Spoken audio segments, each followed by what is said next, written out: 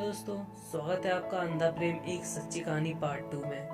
दोस्तों, पार्ट 1 में आपने देखा था एक गरीब लड़की जिसको माँ बाप ने पढ़ा लिखा कर बड़े कॉलेज में एडमिशन करवाया था और वहाँ लड़की को किसी लड़के से प्यार हो जाता है। फिर दोनों कहीं पर घूमने जाते हैं और लड़की अपना तन मन सब कुछ लड़के के हवाले कर देती है।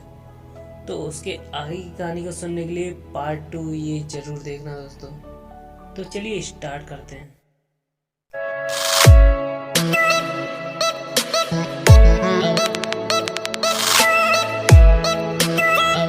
लेकिन ना जाने कहां से वहां पर 3 लड़के आ गए। उन्हें देखकर लड़की हक्का बक्का रह गई और अपने कपड़े सही करने लगी।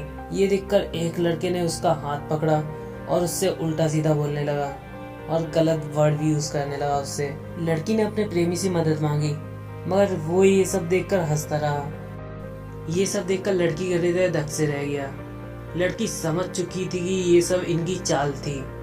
आगे लड़की कुछ सोच नहीं पाई क्योंकि वे तीनों लड़के उसके शरीर पर भूखे भेड़ी की तरह टूट पड़े और अपनी हवस की आग बुझाते रहे। वह लड़की मदद के लिए चिल्लाती रही और वे उसे नोचते घसीटते रहे। लगभग 1 घंटे बाद लड़की को होश आया तो उसने अपने आप को नंग धड़ंग पाया।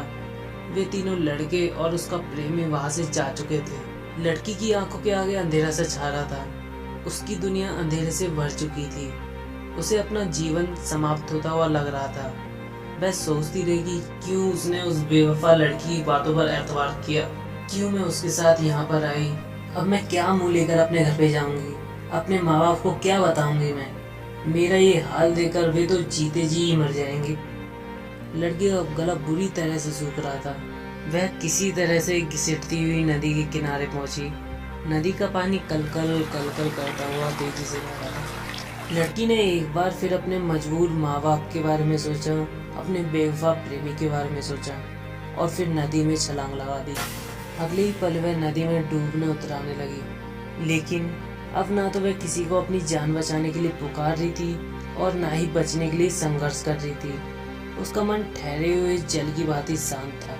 वो उस टाइम भी अपने बेवफा प्रेमी के बारे में सोच रही थी कि क्यों उसने उसकी बातों पर इस तरह से एतबार कर लिया, क्यों मैंने उससे अंधा प्यार किया, क्यों मैं उसके प्यार की जरूरत को नहीं समझ पाई।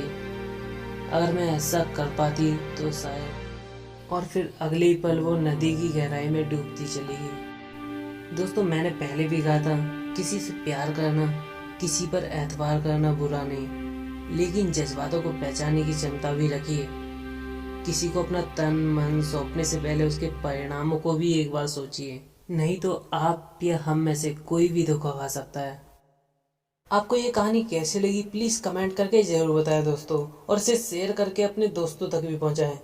तो आज की कहानी में बस इतना ही। मिलते हैं अगली नई कहानी के साथ। तब तक के लिए बाय, टेक केयर, ख्याल रखना दोस्तों अपना।